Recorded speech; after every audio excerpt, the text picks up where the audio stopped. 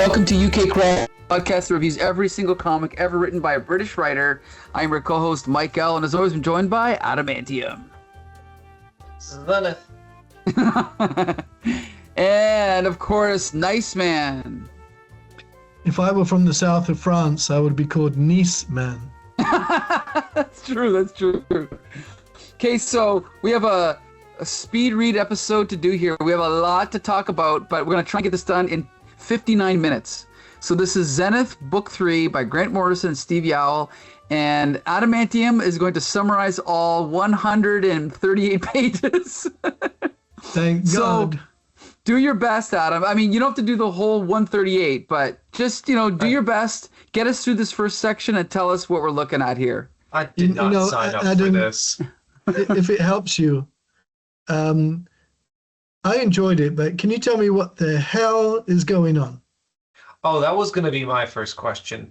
So, just for everyone to be aware, this is a more convoluted plot compared to what we've experienced in previous runs. Essentially, this picks up from where we left off last, which is in an alternative dimension, alternative 666. So these different dimensions are called alternatives within this continuity in this Zenith. But anyway, we see this apocalyptic one where superheroes apparently have turned evil and are killing civilians, killing other heroes. And it ends with this maniacal figure coming down and killing this speedster superhero, or attempting to. He just manages to get away.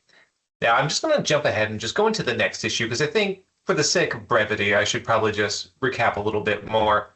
Going into the next part of this phase, because really that is more the preface for this. We get into a shot of what's happening in the life of the one and only Zenith. I'm not sure. Have we come across which way we're pronouncing it? Well, what's the British way to pronounce it, Paul? I always say Zenith. I think it's Zenith, yeah. We'll stick with Zenith. Like zebra crossing, not zebra crossing. Okay, but then we're going to... Ooh, we say zebra. I know. Tomato, tomato. Right. Potato. Tommaso, yes. But then we get right back into the life of Zenith, who is, of course, being a bad boy. He's complaining about how his record isn't reaching the #1 of the charts, and he's just decrying why, even saying, oh, I'm 21, I'm washed up over the hill, and this very hilarious exchange with his manager, just basically saying, oh, I might as well just pack it in and go to the old folks' home, in the only way that you would expect Zenith to say this. So full of himself, so pompous, and yet so darkly hilarious. But as he's complaining, he goes to the door of his abode, and he runs into a gigantic robot covered in hippie regalia. Now, I just want to jump ahead, and I'm going to talk about the next issue just before we get back to some thoughts on this, because this doesn't do a direct continuation from that scene, but this actually goes to a little bit later where we start understanding what the main plot of this is going to be, where we have different characters in previous issues, including Peter St. John, who is a former superhero, now part of the cabinet minister for what is a thinly veiled Margaret Thatcher, being basically enlisted by a group of other superheroes, including Ruby Fox, who previously was assumed to have gone missing or perished. No, she's actually been traveling dimensions with these other heroes, and St. John is being commissioned and basically volunteered for this task. Then we cut back to Zenith with this robot, which is this hilarious acid house anarchist robot named Archie. And he's just hilarious. He talks in this pseudo-hippie sort of fashion while explaining to Zenith how there is this great disaster they have to avert. And he relinquishes out this sphere, which is a sort of bridge to another dimension. Zenith then is joined by some other heroes, including St. John in his apartment. And while his manager warns him, oh, you don't have time for this, we have to get to this record recording, Zenith goes, this sounds like fun. I'll join. And on the whim, blast away into this alternative dimension with Archie, with the other heroes. And that's basically how the story starts out.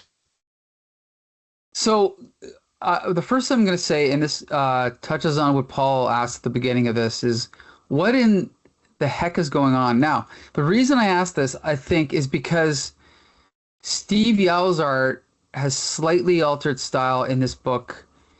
And in one sense, it's become more abstract and more designy, and it's actually vastly improved in some ways. But in other ways, it's become more confusing. And I think that is the main reason that I had such a hard time following what was going on. Paul, would you agree with that or disagree? Well, I must say, I think this is Steve Yeowell's finest work. I was really impressed by much of it, and all the way through. I just think that this appeared in the Weekly 2000 AD. Right. Weekly comics in Britain are mainly aimed at the kids, which is why Warrior was a monthly. And if the kids were able to follow this week by week by week, then I think they were some pretty smart kids, because this is really ambitious stuff by Grant Morrison, really. I think either too much for the kids, or it helped to lift their, what can you say, lift their reading ability. I don't know what else to say besides that. I mean, well, I liked it all, but it was just so kind of ambitious. I needed a scorecard. like for example, this page here, excellent use of black and white. Like we have this church in black framed against the negative space of the white around it. We see the two figures here. This is all, like we said, this is incredible art. It's just that I had a hard time understanding, especially as the story goes on, where people were, who was in the scene, who was who. And even though the art is technically good, it just makes me wish someone like Kurt Swan was drawing this, so everything could be a little bit more, the camera could pull back a bit and we could kind of see what's going on. But maybe I'm wrong. I don't know. Maybe that's not it. Maybe that's only part of it.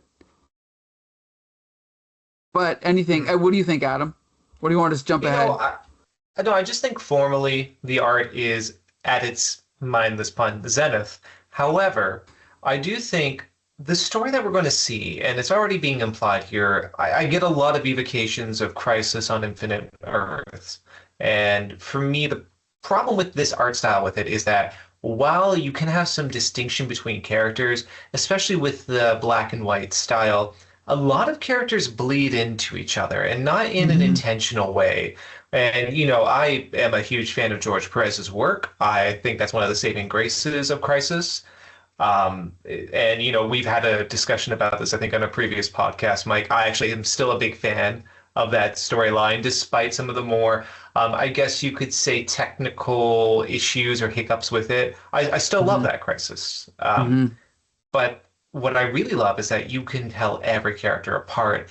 Everyone is drawn with such distinction by Perez. There's a reason why he's always been called upon for big group shots. And I just don't know, even though this art is technically better, if it has the same quality of distinction amongst characters. And that, I think, is part of the confusion that I had while reading this particular trade. Yeah, I agree. Colors would have helped. Yeah, I agree. You're absolutely right. When they do these events like Crisis, it's always best to have someone like George Perez or Jerry Ordway, or just a straightforward artist. Even like Jack Kirby, who's my favorite artist. Jack Kirby would not be right for something like Crisis. Someone like Neil Adams would be right, or even John Romita Sr. Just someone who's a little bit more straightforward and, not simple, but you know what I mean. Not as experimental as Kirby or as Steve Yeowell here. But anyway, we can jump ahead. Okay, let me just say one more thing before we jump forward. We're getting a little bit of a retro feel with the robot and everything, and I think this is just a reminder that while other writers can dabble in this stuff, well, with the exception of possibly Alan Moore, I think Grant Morrison's the best at it. Like we've seen this kind of stuff with Astro City and with Black Hammer, by Jeff Lemire, which is all good stuff, but I just think this stuff's better. Do both of you or either of you know Robot Archie? No. Oh, it's one of those things where when I was about 10 years old and there weren't any American comics for me to read. There had been in the years before that, but not by the time I was about 10. And so I increased my diet of British weekly comics. And one of them was Lion, which I would get every weekend. And Robot Archie was one of the strips in Lion. So Really? when I saw Robot Archie, I was quite thrilled. I thought, oh, that's a great touch, a great touch. Not only is it Robot Archie, but they've stuck on a smiley face and some, flowers. And later on, there's another great touch from a British weekly comic with a character that was created, decades before. And I recognized it. And that's a great touch. These are little in-jokes. So Robot Archie being there and this other character later, they're in-jokes. Good. I like that. I think we're going to see more evocations of earlier characters created as we go on because we're going to have so many characters. For this recap, I'm going to do the same thing, about 3 or 4 issues altogether. Sure. Now we're at a part where we're at Alternative 23. And we did see this world before, and some of these characters. At the very end of the last book of Zenith, we were introduced to this alternative world, Maximan, who was running this world that seemed desolate, aside from this gigantic tower. And we were introduced into this bald-headed superheroine that was an assistant of Maximan. Now, as we are going through this beautiful view of all these heroes just gathered around, of course, while we could have this magnificent sort of view and this, breathtaking spectacle of all these heroes together, of course we have Zenith taking the piss out of everyone, laughing at people's costumes and pseudonyms and names, and only the way that Zenith could, being extremely rude.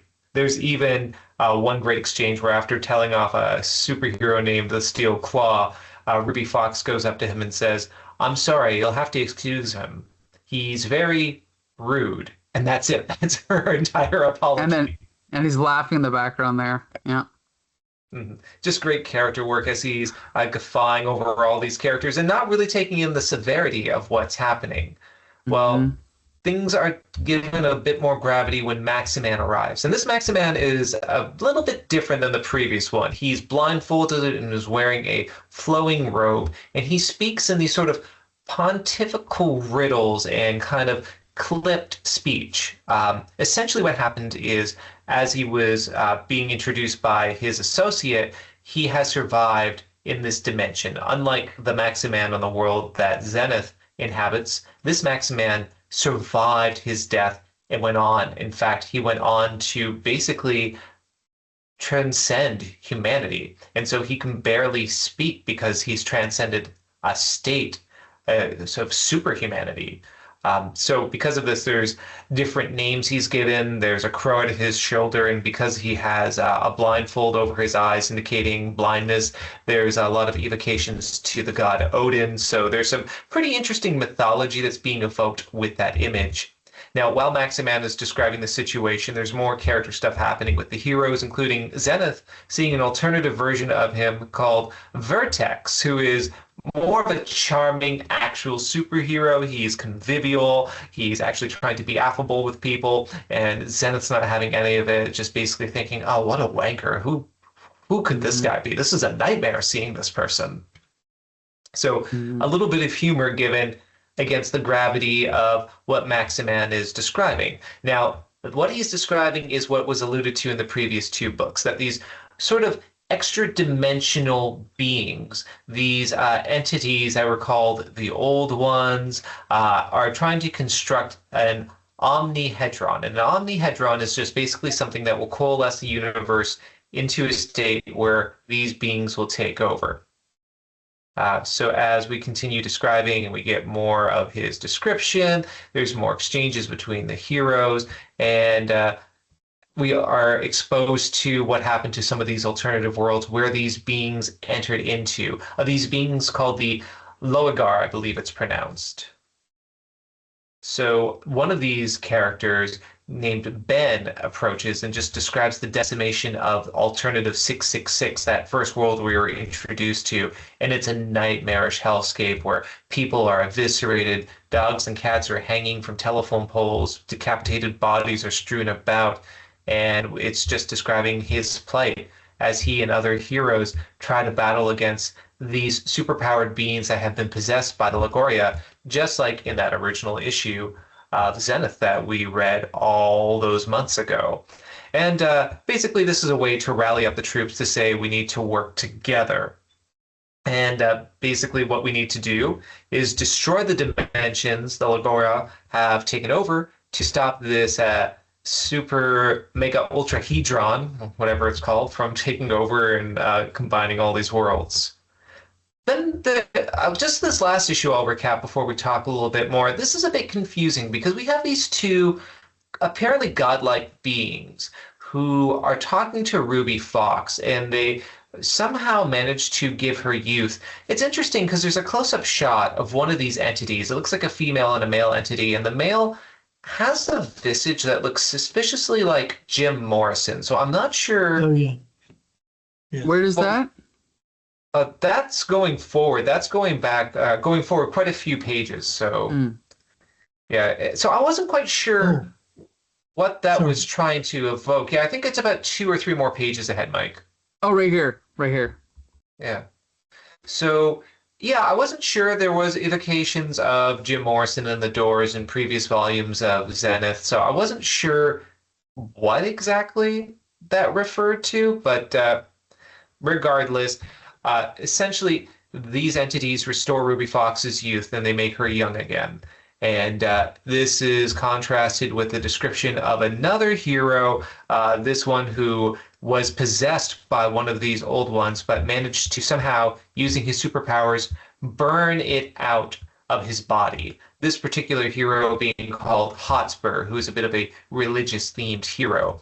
And yeah, this story ends with Ruby Fox's youth being regained, and Hotspur collapsed as everyone's assessing that he successfully was able to get the Lagoria out of his body, something that no one thought was possible. We want to stop there? Oh, yeah, for now, and then we can go on. So, yeah, I think, again, I'm loving every minute of this, but especially, like, I mean, again, art is not just pretty pictures, it's telling the story, and it's so hard to get a feel for where things are happening, how they're connected together. And so, of course, I'm loving the dialogue and I'm loving everything about it. But I just, it's not like you said, it's not like with George Perez where we're getting these giant wide shots and it's very clear where we are. Are we on the Monitor's space station? Are we on the ground? Are we in the city? And it almost feels like we're just on a soundstage and people are just talking to each other, like in a scene like this, right? Mm-hmm. That's my biggest criticism of this. But of course, I am enjoying what they're saying. And I will say, well, I've always felt Grant Morrison is one of the absolute best writers of dialogue. And the dialogue here is all gold. He's not falling on cliches, right? There's none of that melodramatic trite stuff that most of these events will fall back on. So even though I'm confused, I'm liking every minute of this. Nightspin, what do you think? I think I feel much the same way all the way through. It's good. Okay. This is good writing, good characterization, ambitious. Steve Yeowell's pulling out all the stops. But unfortunately, in this case, it's in black and white. And you can see, yeah, but he's drawing very well using the black and white, not just it just happens to be in black and white. He's using black and white. True. But with so many characters, we desperately needed color to help distinguish things, to help us go along with the story. There's on one page in the top right, there looks like there's a toy cat. Did you see it? Mm-hmm. Do you know which one I'm talking about? Oh, right here? No, in the top right corner, there's like there. Do you see that top right corner? This is the famous Corky the cat, who was on the front page story of the Dandy for decades and decades. I don't know what that is. Well, that kind of cat figure there. You see that face? Yeah. This is Corky the cat. Absolutely. No, I know. I'm saying I don't know who Corky the cat is. Oh, well, there were these British weekly comics, the Beano and the Dandy. Mm. like started in the 1930s or something like this, Okay. 30s, 40s. And Corky here, Corky the cat, was the one-page strip on the front cover for every week until about 1984. Mm. So we always knew Corky the cat represented the dandy and Biffo the bear represented the Beano. Mm. So when I saw Robot Archie, that was a cheap thrill. And then when I came to this, I'm like, oh, Corky the cat, which was another cheap thrill. Nice. Sorry, but it's again, it's No, an in-joke. It's good to know the context, definitely. And I do want to say that's also pretty horrifying too, because we've seen like very visceral stuff so far in this image of alternative 666 with bodies strewn across the streets, but just seeing this bed with a child's toy there, especially something associated with a humor comic in a very dark and very upsetting atmosphere, there is something very disturbing about that, and I appreciate the subtlety of having that image there just to offset and add to the discomfort of the sequence. Like, it really does add this dystopic feel to what's happening in this world. Is everyone okay if I go on? I just recount the next few issues? Yeah. Yep. Okay, so basically, just to zoom through this, this hero, Hotspur, just recounts what had happened. He's obviously some sort of religious zealot of a superhero. And as he's explaining what's happening, we basically are just being re-explained the plot of what's going on, that these heroes are going to be broken up into teams and be transferred into different worlds where these old ones have taken over. The idea is to basically eliminate these worlds using these explosives, and by destroying the worlds, hopefully destroy the threat that's trying to take over the universe. Now, when everyone zaps away to their respective universes, we do see an ominous little shot of Maxi Man looking over them with a apparent smirk on his face. And so that is a little foreshadowing of what might happen. There's some exchanges here we should mention too, where the Zenith is interacting with some people, including Ruby Fox, and is I think actually it's Ruby Fox is interacting with St. John, and they have a bit of a falling out after her miraculous de-aging. Nothing else really comes of it from this particular book, but maybe it plays into a future collection of Zenith. Anyway, we end up in alternative 666, and we see the carnage of this world as these Legora possessed heroes pursue and capture human beings, putting them into essentially concentration camps and hunt down to kill other superheroes. Now, this one superhero named Nuclear Boy is approaching, trying to defeat one of these possessed heroes. He's not successful, but at this time, the dimension-hopping heroes manage to intervene to try to fight against these forces. And that includes Archie, Ben, we have Zenith here, and some other characters, some of them of greater importance and significance than others, but you'll see as we traverse through the storyline. Anyway, what happens is a big punch-up. The heroes are trying to fight against this possessed entity, this possessed hero, and despite a lot of difficulty, they do finally manage to overtake her. Even though some heroes are debating with each other over the ethos of what they've done. Are you sure you had to kill her? Could we have tried to rehabilitate her? In the end, ultimately, there was nothing that could be done. And now the heroes make their way out to London, where they're going to confront kind of the head of these possessed heroes and ultimately plant a bomb that is going to destroy the universe. That is the plan. This universe, we should say. They make their way through the tube to get to London. We have some good character moments between heroes, including Ben encountering some people that were part of his resistance force. There's a pair of characters named Tom and Tammy, Tammy being an injured young woman who is just looking up to Ben, just asking, are you okay? You promised you'd come back to save us, but it's been so long. And Ben is just looking forlorn. And this is something I really appreciate about Morrison's writing, is that despite all these characters and all these interactions occurring, there's still moments for character development, including this section where we see Zenith looking at Ben put in his mouth some pills, and he goes, "Oh, what are you doing, popping pills? You ought to be ashamed of yourself." And Ben describes, "No, they're antidepressants. I'm on this world, and I left it in ruins. I promised everyone about a year ago I'd be back to save them, and I haven't, and they all hate me, and this is a horrible thing." And Zenith, in his usual comforting way, goes, "Oh, stop moaning. They're lucky you came back at all. I wouldn't have." Mm-hmm.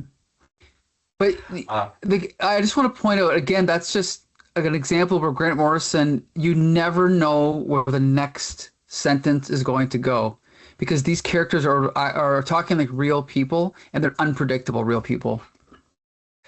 Exactly. And you know, the dialogue between these characters, it isn't try to cliched, even though we see some discussions between characters. It's not really trying to explore a moral philosophy about what's the best thing to do. Ultimately, the heroes that are in charge of this mission know what they need to do, which is blow up this world in order to blow up the Omnihedron.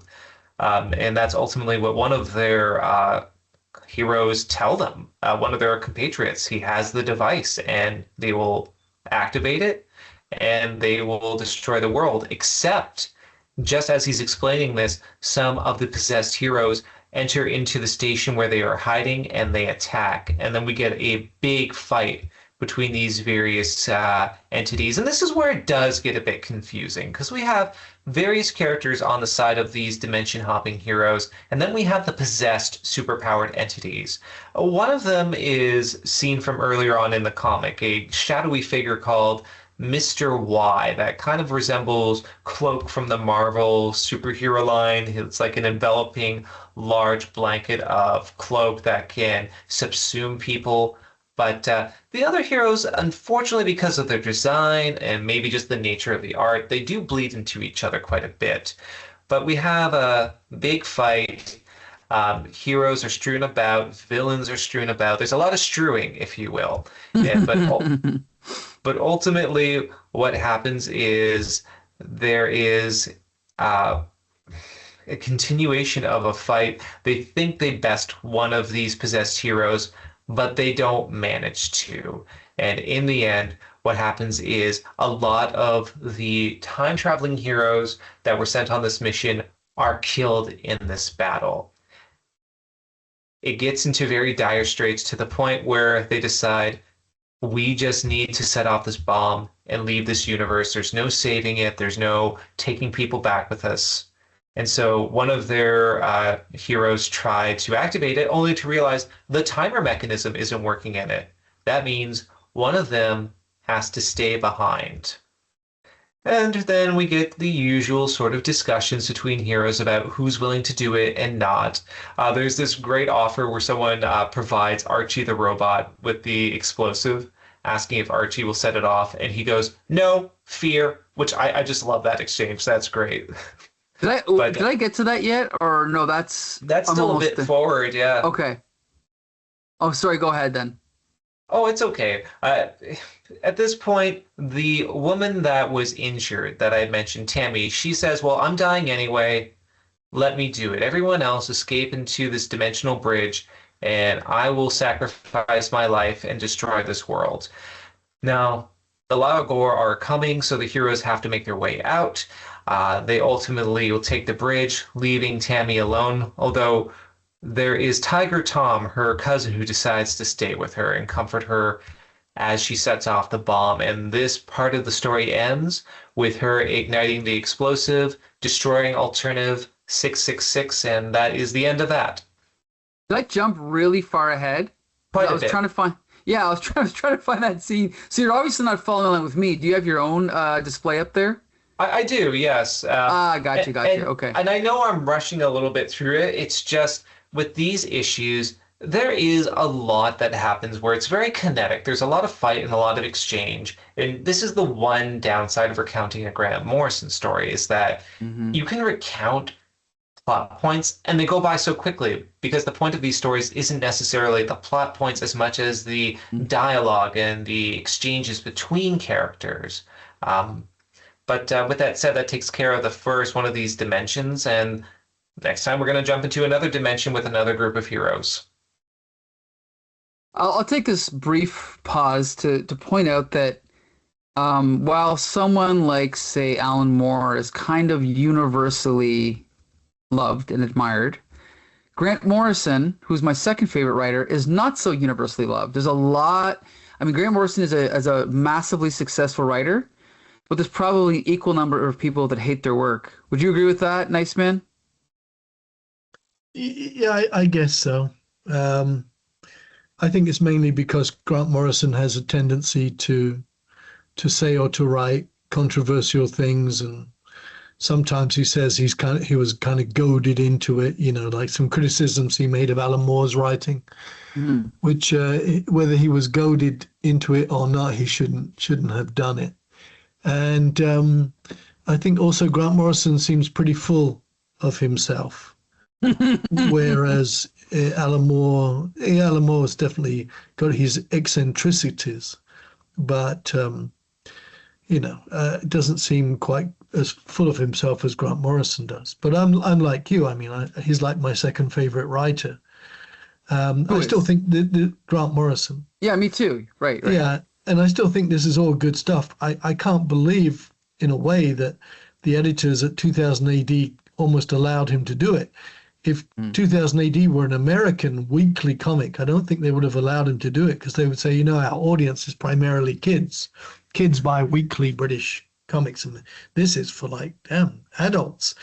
to keep track of all this, it just almost blows my mind. I did want to say that I think that Grant Morrison never fails to make little touches along the way, which show that there's something more. It's not just plot, it's not just these guys do this, they do this, there's a big story. There's more to it than that. Like in the case of, there's apparently a female superhero who keeps coming on to Zenith, making suggestions to him, suggestive language, holds him in particular way and everything. And so that's kind of refreshing. Here you have all this stuff going on, but meanwhile, this apparently female superhero is just focused on, frankly, getting to shag Zenith at some point, and he's not quite sure how to take it. So I think that's a good touch. And there are other touches like that along the way as well. If there's one thing that annoys me about it, I think you'll find this strange, is that all Grant Morrison's characters are British, even when they're not. They're British. And it's annoying because they're either irreverent or smart-mouthed or excessively humble or excessively arrogant and pompous. And that kind of covers the range of most British people. And so I see all these characters here, all of them, and they're all British. It reminds me of something that Jack Kirby's widow, Roz Kirby, that she said about Steve Ditko's art. Okay. When she remarked that all his characters look Eastern European. And after she said that, I looked at his characters and thought, well, yeah, I guess so. So for her, all Steve Ditko's characters resembled Eastern Europeans. And for me, all Grant Morrison's characters are just so British. Now, that's an interesting observation, but I imagine if you were to look at the typical American writer, you could probably say the same thing, that they depict all of their characters from any culture around the world as just an American, right? Yeah, I think so too. I mean, even when the all different X-Men, was Storm really African? Was Colossus really Russian? They were like Americanized versions of them. And that was something that Alan Moore derided. Chris Claremont's, characterization of those characters. So yeah, I take your point for sure. All right, well, I think it's more they were the American idea of what a Russian is, an American idea of what someone who comes from like an East African country would be. I think, to your point, Nice Man, I think Morrison just writes characters as if you could all find them in, I don't know, Piccadilly Circus, for example. Yes, you would. Yeah. Yeah. Okay, let's jump forward. Adamantium, you want to go to the next chapter? As long as you're not sick of me yet. No way. No, we bless you. We Yeah, really exactly. Well, that makes sense because we're about to have this religious character here as we enter into Alternative 257. So this is the other world the heroes are going into to destroy the Omnihedron. So we have St. John here, along with a cavalcade of other heroes, including not Zenith, but Vertex, which is, again, the alternative universe version. The polite Zenith, if you will. And it's a very similar story. Them, along with their other character that we had seen earlier who managed to burn the presence of that entity out of him, Hotspur, are now taking a direct battle to those possessed heroes in this world. And these possessed heroes happen to be a pair called Mr. Lion and Mr. Unicorn, who have a sort of, I guess you could say, UK emblem theme going on with the unicorn and the lion, of course, on their crest. And battle ensues as heroes fight against each other. What does happen, though, with Mr. Unicorn and Mr. Lion is they somehow manage to transfer Hotspur into the dimension of the Laogar, and he just is driven mad. We've seen a sequence like this similar when St. John and Zenith were brought to this alternative dimension where time and space just bends and madness ensues. It's a very Lovecraftian sort of look. There was even references to Lovecraftian style beings such as Azathoth and Cthulhu. And this just drives Brightspur just completely insane. Now, what's interesting here is a little subtle story beat that I appreciate, where we go back to the heroes who are deciding what they're going to do, and ultimately they acknowledge they'll have to activate this world-destroying bomb. But one of the heroes there talks about his magic belt. It's supposed to endow the wearer with the might and magic of Thor, but it only works for the purposes of right and justice, and the belt is not providing him power. It's not working. So this is an allusion to maybe something isn't quite right with this particular mission. Going on to the next page, what we see is a hero announcing that one of their taken, the Hotspur, has been eliminated, sent to this other dimension, and the evil heroes are coming, including this one named the Wyvern. And there is another battle that ensues. The Wyvern destroys one of their type. In fact, the one who had the magic belt that wasn't working. And the group of heroes try to battle against the Wyvern. It seems unsuccessful, but luckily, one of these spheres that allows people to bridge dimensions appears. And who happens to manifest from this but Archie the robot on the back of a giant dinosaur? Awesome. Which giant look, this is a dinosaur very with a juvenile smiley thing. face on its head. I love it. It's a robot riding a dinosaur. It's juvenile, but I love this. What can I say? Yeah, it's true. I think it's Silver Age, superhero comics. I love it. I love it. Okay, well, no, it's absolutely fantastic. Oh no, I'm not done yet, Mike. I want to keep going a little bit. Okay. Okay, so we're just going to the next issue because I want to wrap up the phase of these heroes on this Earth, this alternative 257. They encounter another possessed hero. This one, I think, is Electroman. He is not able to be swayed by these other heroes. He's about to destroy them, but luckily, because St. John is there with another psychic hero, they're able to distract him to the point where he is subdued and he is eliminated, mainly by Ruby Fox. Who, if you don't remember, her codename was Voltage, so she manages to use his own powers against him. And they reconvene with the other heroes who were attacking the Wyvern, just kind of catching up with the fact that they were pretty much victorious in their battles.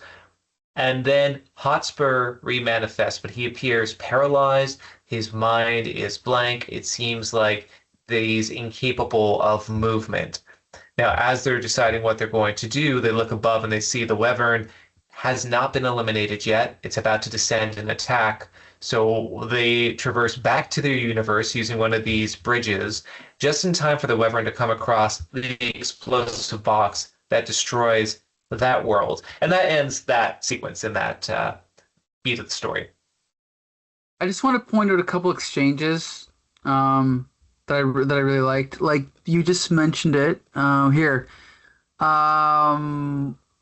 I'll kill you, burn you all, and then Ruby Fox says, "With what? With electricity? Don't you know who I am?" And then in the background, who I don't remember who this is, but she's like, "Don't hurt him, please don't. I'm Ruby Fox. I'm Voltage, and you're fused." Bzz, and then she looks back and goes, "Don't what?" There's no other superhero writer. Like, you could take this exact same dialogue or this artwork and fill it in with any cliche dialogue that you could imagine, but only Grant Morrison could write dialogue like this. And there's a million exchanges like that in this comic, but that's just one example that I really liked. Mm-hmm. So yeah, I'm loving all this. Nice Man, any comments? No. Okay. Even the bit about my magic belt. It's supposed to endow the wearer with the might and magic of Thor. You see, it only works for the purposes of right and justice, and well, it's not working. I just love it, right? Like it's true. He like always does that, doesn't he? Right. It's like he's living in the Silver Age superhero comics, but he's talking like a modern day person, and that's what I love about it. It's this weird bridge between like the current style and the old style, and I think it's brilliant. Yeah, anyway, it's like what if Grant Morrison were writing 1960s DC comics, for example. Yep. Yeah, because I mean, in a 1960s DC comic, that belt would work, and there'd be a direct reason for it. But here, the poor guy, he's like, yeah, this is my belt, and it got a power of Thor, and blah blah blah blah, but it's not working. It's like boom, very very love it. Pathetic. And the next panel, there's a little off, kind of like in a lower voice. Why isn't it working? And the reader can sit there and wonder, why isn't it working? It's just a great little moment. Mm-hmm. Yes. But yeah, we can keep barreling through this, Adam. Yeah, so this takes us to the next part of Phase 3 of Zenith. So basically all the heroes have bridged over to another dimension where there doesn't really seem to be any pre-existing heroes, so the Lorga, they're not present there. They're not really a threat. I'm sorry, I keep mispronouncing the name of these adversaries. The Loragor. I'm just going to keep calling them that. My apologies. Okay. I'm sure I'll get a lot of comments of all the different pronunciations I've given these villains. But anyway, as the heroes convene and they're just discussing what they're going to do, debating were they successful, were they not, trying to get the people who were essentially the associates of Maximan to say, did we stop this alignment? Did we break the Omnihedron? Basically, these other associates of Maximan go, well, we don't know. I'm not in charge. This is what Maximan said to do. I'm not sure what's happening. So as we get more exchanges, essentially one of the things we do witness is that one hero, Hotspur, who is paralyzed, remains so. And he seems like he's in an almost catatonic state. But one of the heroes, if you remember, Ben, the large mustachioed fellow, looks over and sees Hotspur blinking and realizes something. He goes over to Zenith and he draws his attention. Now, Zenith is just having some exchanges with people. He's already bothered. What do you want now? Well, Ben says, he was blinking in Morse code. And he was trying to tell me who hurt him in that dimension. And it's Maximan. Maximan is one of them. The next issue features these heroes just talking to each other briefly, slowly spreading the word for those whom they trust that Maximan is actually one of these possessed heroes. And it results in, after a number of different heroes talking to one another, they realize, okay, so if Maximan is behind this, who is one of the people that was always defending Maximan? One of the people who said that we need to go on this mission. They then approach this hero named Streamline, and that's going to be just a few pages forward. He's a hero that is basically a pastiche of the Flash. But basically what happens is St. John manages to suspend this hero into the sky. Yeah, there's a few more pages to go for this, Mike. Yeah, there we are. And tortures him. And already we're seeing the lack of ethos of these characters, that they are torturing him in order to figure out what is happening. Well, because of St. John's ways, eventually he does reveal Maximan's plan, or at least what he knows about it. So what he reveals is that, yes, it's true, there is such a thing as this alignment which is going to happen, which is going to allow all of these different old ones to escape and take over the universe. Basically, they're going to possess a type of super being that will be able to inhabit them all, a being called the Point Zenith, which even Zenith is looking around going, oh, that's not good. Right. But during this explanation, it's revealed that destroying these worlds did not actually destroy the Omnihedron. What it actually did was it created some more pathways for the Omnihedron to connect for this alignment to occur, so that these different beings can come forward into the, as they call it, the Godhead, the Point Zenith. So even though the heroes are asking what exactly is this Point Zenith, the hero they're torturing can't really reveal. He doesn't quite know, but in the end, ultimately, the Lower Gore are going to come to this world and they're going to take over. But where they need to do it is this one certain point, this one area where they can manifest, and that happens to be Alternative 230. That's Zenith's home world.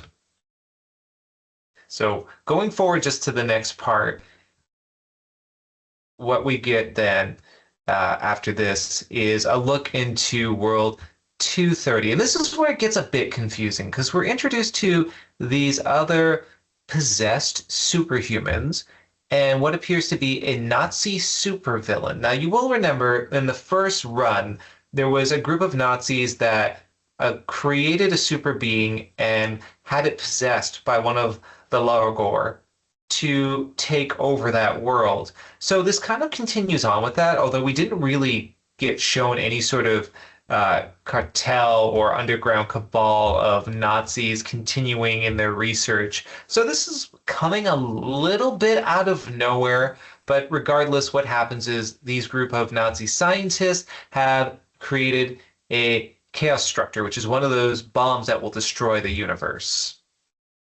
Now, as this is happening, we cut over to this sort of plain-looking dimension where those possessed heroes we saw earlier, Mr. Unicorn and Mr. Lion, are keeping guard. They see a weird anomaly out in the distance, and they are debating what it is. And one of them thinks it's a risk. The other goes, oh, it's just a tree. Don't you know?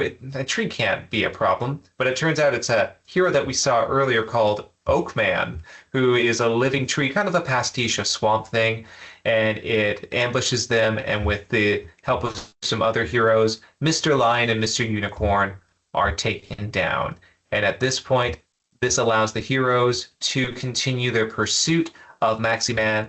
So we're basically going to see two battles, one in World 230, which is Zenith's home planet, and then one that takes place in Alternative 23, where the possessed Maximan is. Are you stopping there? I can continue if you want me to. You might as well continue, sure. Okay, why not? So in World 230, we have the battle between the Nazis and the heroes, and in this hilarious exchange, the Nazis are firing at them with these guns and this armory, and it has no effects because these heroes are superpowered beings.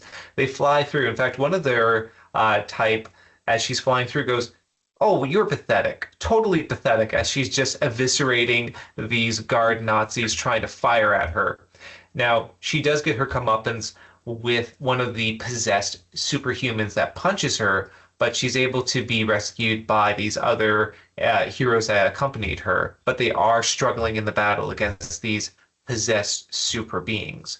Now, battle is unraveling, and essentially one of the heroes is trying to grab the bomb to prevent it from being activated. And that hero happens to be Ben, if you remember. Well, this cuts away from Ben approaching the bomb only to be stopped by a shadowy superhero who's also obviously possessed. Over back to alternative 23, where we have Maximan, who's been waiting for the confrontation. He's basically just giving his villain speech. What has happened was after he survived the attack that killed the original Maximan that we saw in the other universe, the main universe, Zenith comes through, he decided that the world just wasn't right for him. So he destroyed everyone. He destroyed the entirety of the world, and that's why his planet is this desertous, vacant mass. And the old ones, the lower goer, came to him, and to prove his loyalty to them, he ripped out his eyes, and that's why he has that bandage wrapped around his visage. So really setting up what's going to happen there with a conflict. Next issue, though, we cut back to alternative 2030. We're doing a lot of back and forth. I know. I think we actually have to go back a little bit, Mike. Oh, I think okay. you went ahead a little bit too far. Oh, okay. Here we go. Stairway to Heaven, Okay, right? there we are. Yeah, so we have this one possessed hero calling Ben fatty, calling him a failure, telling him he'll never disarm the bomb. He manages to attack Ben just as he's reaching out to try to defuse the bomb. But at that point, essentially, this is where the sequential arc gets a little bit confusing because we see, if you go ahead 2 pages, I believe, we see someone who appears to be landing on his head. And I'm not sure if that's the hero that attacked Ben or someone who's just falling from the rafter. It's a little bit unclear. But all these heroes descend upon the possessed figure. Ben holds him back, and because the heroes surround him, they're able to stop him from activating the bomb. They defuse it, and so alternative 230 is saved. Zenith's universe is free from explosion, but then we're back to alternative 23, where Maximan is confronting St. John and one of his former employees. Basically, she's telling him, you're insane, you can't do this, but he's not listening to her and proceeds to stab her eyes out. Oh, that's back brutal. here, yeah. Yeah. It's a very brutal, unfortunate death, but really just showing you the power Maximan has. I have to point out this one line of trying to go. Wait, this one line of dialogue. The Stairway to Heaven, yes. And you laughed at Jimmy Page. You and your Temple of Psychic Youth, you would not see. Like, things like that are great, right? Anyway. Yeah. Go ahead. That's why a steamrolling recount doesn't do this justice. Right. But anyway, we have Maximan who's trying to goad St. John, saying, do you think you're going to make an attempt to stop me? And Maximan says, I just have. And he basically goes into a sort of psychic fight with Maximan, really showing that he can stand toe-to-toe with this hero. The battle continues, and what we're able to see as the pages go on, not only is he being confronted by St. John, but now all the other heroes have also appeared in this universe to confront Maximan. And when I talked about the evocation of Infinite Crisis, it's really in that page going forward, I think it's 2 pages or so. Just when you see all the heroes gathered together, you really get a power sort of shot with that. Did I miss it? Go back. Not this. Oh. Yeah, there we go. Where? Where? Here? It's the very last page of this particular one, Mike. Oh, I think, you know what? I think there's a delay. There. Yeah, there's a delay. So you're seeing this like a second and a half after I'm hitting it. That's the problem. I have to pardon for our viewers out there, the breaker and my house blew, one of them, and so my internet is out, so I'm relying on my phone. So there's like a delay between us. Wow. Yeah. But anyway, we'll get through it. To fix it. Yeah, we'll get through it. I Okay, you think can we go need ahead. X-Men for that. Yeah, you can go ahead, Adamantium. Okay. And you know what? I'm so close to the end. Let me just go through to the very end of the recap. Sure. We have the big confrontation. And in this confrontation, all the heroes try to fight Maximan, who's entering into this stream of energy. There's always a stream of energy the villain wants to go into. But Yeah. basically, this will allow him to set the alignment, get the Omnihedron activated, and create this point Zenith where the Leogar will come into manifestation. Now, while he's doing this, and nobody really seems to have an idea of how to defeat him, it appears one of them does have an idea. Oh, from the world that we were just in that we saved, I stole this bomb, the Chrono Destroyer, or whatever the heck it was called. Some, conflated name of sorts. Anyway, he's saying, well, if I just blow up this world, it will blow up Maximan and stop him. So they all agree, yes, that's great, but we can't set a timer. Someone has to stay behind, and who is it going to be? And it appears it is none other than Zenith. Zenith is one who will actually stay behind. You know what? I think I misspoke. It's not that they are trying to get someone else to sacrifice themselves. It's that they're setting the timer, and because these old ones are coming in, the portal is closing sooner than it normally does. And so all the heroes have to rush out. Zenith appears distracted, and he's left behind. And at that, it looks like, yeah, that's the end of Zenith. The world's exploding. And yeah, that is the end of Zenith. Apparently. However, we still have an epilogue. Right. And in this epilogue, there's a memorial set up of all the heroes that died in this conflict, basically saying, yes, now due to our actions, this alignment is not going to take place, and we save the universe from these old ones. And as we have some exchanges between various heroes, and they talk about how Zenith came through in the end, and he died a hero, we hear, what's this? And Zenith appears. What's all this about me being dead?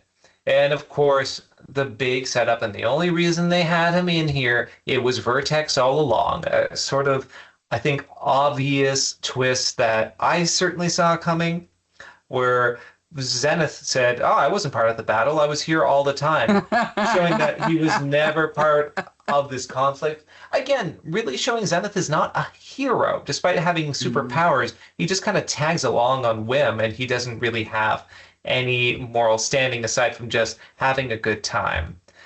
Anyway, there's this... I think it's a very distasteful joke where that female superhero that's been hitting on Zenith this whole time says, meet me in the boiler room in 5 minutes, we'll have a good celebration. And one of the heroes says, oh, actually, you should know, that's not really a woman, that's a man, and it's wearing makeup, and this person's going through hormone treatment before the op, and it's just I just feel it's a distasteful, transphobic joke. I didn't really care for it. Very surprising as well from an author who would come out as non-binary later on in their career. But be that as it may, the story ends with all the heroes going back to their respective universes. St. John and Zenith ask what are they going to do now as they stand around basically the ruins of this land right before they traverse back to their universe. And that's really how this run ends. There's no real setup for the next story or what's going to happen further on, unlike all the other runs of Zenith that always laid down breadcrumbs for things to happen. It was almost as if this was an emphatic finale for this book, even though there would be 2 more volumes thereafter. So let me ask you this. If this was adapted into a film or a TV show, and this was the climax, and we found out the hero of the movie or the TV show had not even been involved in the previous hour of story, it is outrageously going against expectations of the audience. And I love it, but is it a good story? Nice Man, what do you think? Well, I was just thinking about how if it were an American comic book, there's no way in hell Zenith could be an American. No way. Right. I mean, these editors, they'd be sitting around saying, but what makes him a hero? He hasn't done anything. He's sat out the battle. He says, like, me? Sacrifice myself? Of course not. Right, and right. that Vertex was the one there with the bomb. Yeah, sounds like the kind of stupid thing he would do. you know. Right, So right. um, I mean, I hate to be trite about stuff, but can you imagine Jim Shooter ever letting Grant Morrison get away with such stuff? Never. I mean, you know, No. this can't be. I mean, he does nothing heroic. He's a dick, frankly. He's a dick. He's an asshole. What was he I doing? I guess for me, I totally agree with you. No one would let Grant Morrison get away with this, but I think the comic is better for it. It's Yeah, of course. I think outrageous. it's Yeah. all right. Yeah. You shouldn't put up all these great restrictions. Oh no, no. He has to be the one who wins it in the end. He has to be Right. the No, he doesn't. It's just through him we get to meet all these other characters. Right. Through him we get to see this particular adventure. So Right. no, he doesn't. But some people, they insist that there are rules. You must follow these rules. No, you don't. It just has to be compelling enough that people will buy it, you know? So, yeah, I mean, overall, I liked it a lot. I mean, it's so extremely ambitious. And it leaves me asking myself, what British schoolboys or even schoolgirls would really be able to follow this? Did they follow it? Or did they just buy 2000 AD every week because that's what they did? And I can't imagine they could have grasped all of this. Which I think is okay. Like I think that one of Grant Morrison's, things that they said in an interview was that they don't think the current superheroes of the day, meaning late 80s and early 90s, were well written. And so I don't think there's anything wrong with trying to write to the level of yourself, because I think Grant Morrison was maybe late 20s when they wrote this. I think so. Yeah. Yeah, so to me, it's like, why not? Like, I mean, I certainly, when I was in my teens, read a few random issues of Animal Man, and maybe I didn't understand them, but I enjoyed them. And there's nothing wrong with, the worst thing someone can say when they're reviewing a movie or TV show is, I didn't understand it, therefore it was stupid. Well, Right. right? Maybe you didn't understand it, and maybe there's more to it. Maybe you need to watch it again. Maybe you need to get older. Like I remember being young and watching things and going, this is over my head. Like I just don't get it. Maybe one day I will. But, with that said, I do think, even though it's a severely less complex story, even Infinite Crisis has a lot of themes and a lot of elements going on that was aimed, again, for readers that were youth. And yet, I think it was communicated well enough to them. I would actually argue, because this seemed very similar, and I keep making the comparisons to Crisis here, but it's also a story about an interdimensional being wanting to destroy the world and take over things, and universes being destroyed, and all these heroes coming together. Like, there's too many parallels for me not to make comparisons. But I think Infinite Crisis, while a less mature story, was a better story overall because it was tighter. The elements worked, they cohered together, and even if a few story threads here and there didn't seem to be picked up and move at the pace that they should have, by the end it all connected. Here I just felt there were some incoherencies that didn't quite add up, like why give Ruby Fox this renewed youth? What was the point of it? Who were those two figures she talked to? Maybe they'll come into play for the next Zenith run. They didn't appear again or seem to have any prominence. There was just a lot of questions about that, and I think tonally, I do love the irreverence the title character has in this, and the fact that for the final action sequence plays no part whatsoever in it. It's a great joke, but it is a weird contrast where you have this gravity of the situation, and the comic does want you to invest into it. Obviously, it wants you to keep reading to see about the world being saved and about this old one entity not being able to manifest into the universe. There is a connection that Morrison wants you to make with these characters and the struggle. And yet, when the piss is constantly being taken out of it with these little jokes, yes, it diffuses it and it adds some levity, but at the same time, I think it creates, I'm noticing an inconsistency in the tone for this book. And this is where I'm starting to have a little bit of an issue with Zenith. I think it worked in a very grounded way for the first two books, when he's dealing with an adversarial superpowered being, or with this plot to send nukes over London. I think those sort of stories worked really well. But the sort of cross-dimensional, all-expanding crossover style story, I just felt the tone was inconsistent for it. So maybe for me, this was the weakest of the books of Zenith I had read so far. And maybe also because Zenith played the smallest part in it compared to those other volumes. However, it is, of course, a typical clever Morrison touch. Then people say, well, you know, Zenith is the lead character and didn't even participate, and said, you know, no, I'm not going to sacrifice myself. No, I wouldn't be so stupid as to blow myself up and everything. But Zenith did save the day in the end. Just another dimension, Zenith. Sure. It's not as satisfying, but yeah, I understand your point. But yeah, you can still say Zenith did. I will say, though, I'm not going to... One of the reasons I like this one as much as I did is because it is a direct satire of something like Crisis. And I want to point out to our listeners, you kept saying Infinite Crisis, but you meant Crisis on Infinite Earths. Yes, unfortunately, I keep complaining that there's so many crises. Yes. It used to be you could just say crisis and people knew what you talked about. And ever since 2005, that has not been the case. True. And you know what? I would like this to be a parody or a sort of satire of it, but I don't feel it was played that way. I felt it was played a little bit too seriously. If there was more of a punch or a piss taken out of this to kind of make fun of the absurdity of Crisis on Infinite Earths, that would be something I think would be a little meatier. Just the way that it ended up being, to me, it just wasn't as amusing. And maybe if it took that extra step to be more satirical, I would have enjoyed it more.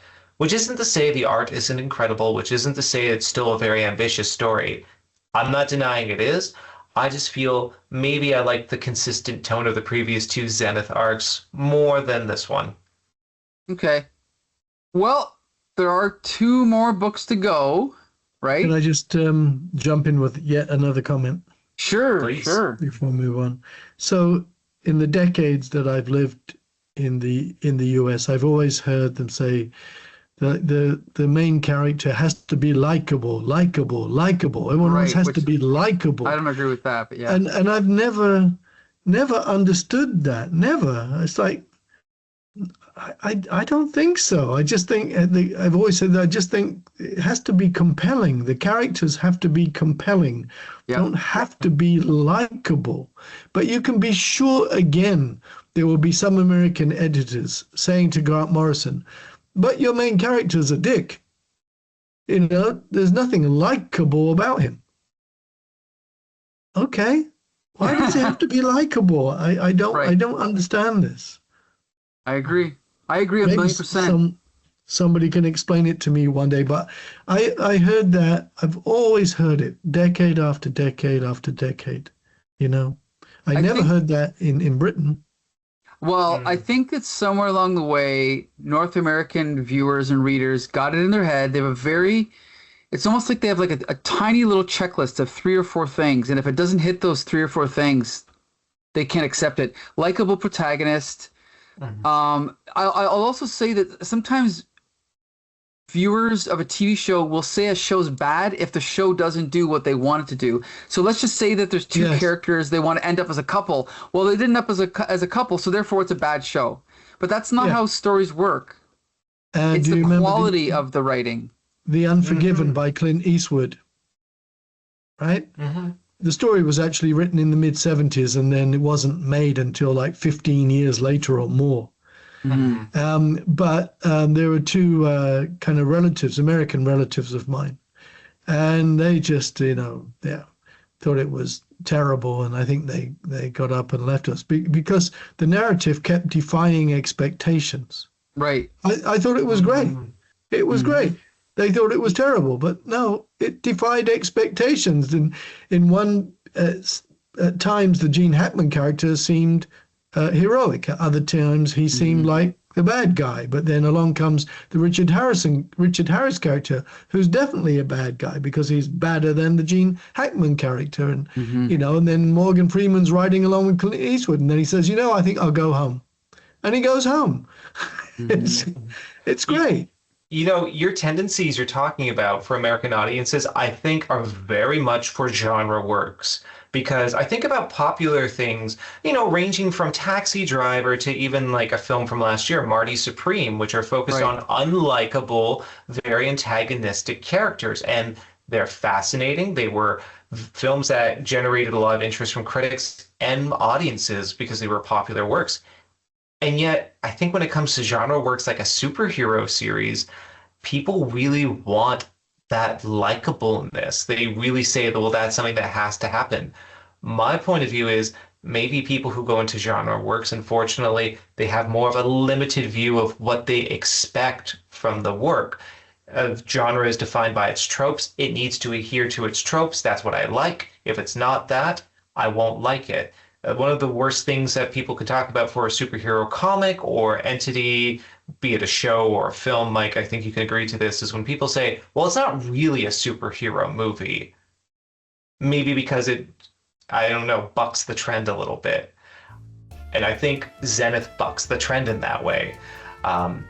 It'll be interesting to see going on to some other comics that we're going to read, if that continues on, or if we actually see American audiences appreciate unconventional superheroes. But I guess that will be a discussion for a future episode. I'll just say one last thing. This is why we now have horror movies that are so good, they can't even be horror. They have to be elevated horror. Exactly. Right? But just like how comic books were renamed graphic novels and horror was renamed elevated horror, let's talk about an elevated superhero in our next episode, Starman by James Robinson. We're finally going to start Starman. So, Nice Man, I hope you're excited. Mildly.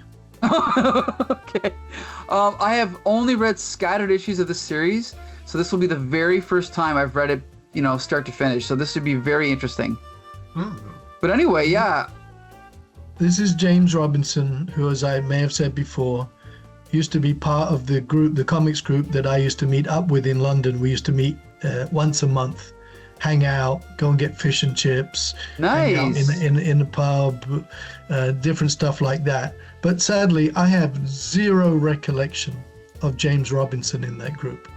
But Interesting. I'm told very reliably by other members of that group that he was part of the group. Well, Okay. Okay.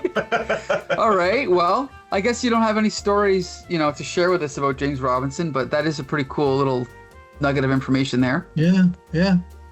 All right. Well, anyway, okay, so there you go. Be sure to join us next time, and you can find all of our previous episodes on YouTube or comicbooksyndicate.com. I want to thank Adamantium and Nice Man for joining me as usual, and we want to thank Adamantium for summarizing the entire collection this time. We appreciate He's it. our superhero, isn't he? Yes, he is. He's our superhero, and he's likable. Okay, there you go. On that Not note, until according the to next everyone. time. Yeah. See you later.